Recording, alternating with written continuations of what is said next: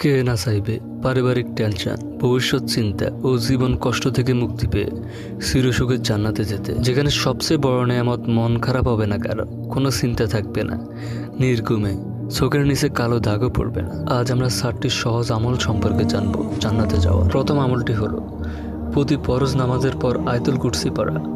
রাসূলুল্লাহ সাল্লাল্লাহু আলাইহি সাল্লাম ইরশাদ করেন, যে ব্যক্তি প্রত্যেক ফরজ নামাজের পর আয়াতুল কুরসি তেলাওয়াত করবে তার জান্নাতে প্রবেশের জন্য মৃত্যু ছাড়া আর কোনো বাধা থাকবে না। সুবহানাল্লাহ, ভাবা যায়। 2 নম্বর আমলটি হলো এতিমের দেখাশোনা করা। রাসূল সাল্লাল্লাহু আলাইহি সাল্লাম ইরশাদ করেন, আমিও এতিমের লালন পালনকারী জান্নাতে একসঙ্গে থাকবো।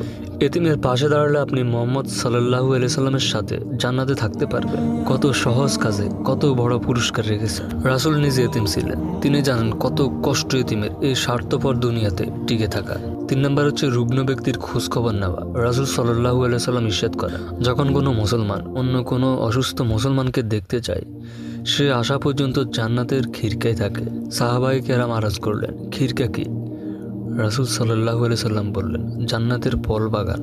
4 নম্বর হচ্ছে রাসূল সাল্লাল্লাহু আলাইহি সাল্লাম ইরশাদ করেন, যে ব্যক্তি উভয় ঠোঁটের মধ্যভাগ অর্থাৎ জিহ্বা ও 2 রানের মধ্যভাগ অর্থাৎ লজ্জাস্থানের হেফাজতের দায়িত্ব গ্রহণ করে, আমি তার জন্য জান্নাতের দায়িত্ব গ্রহণ করি। যদি আপনারা এই সহজ 4টি আমল করতে পারেন, আপনার জান্নাতে যাওয়ার জন্য শুধু মৃত্যুটাই বাধা হয়ে থাকবে।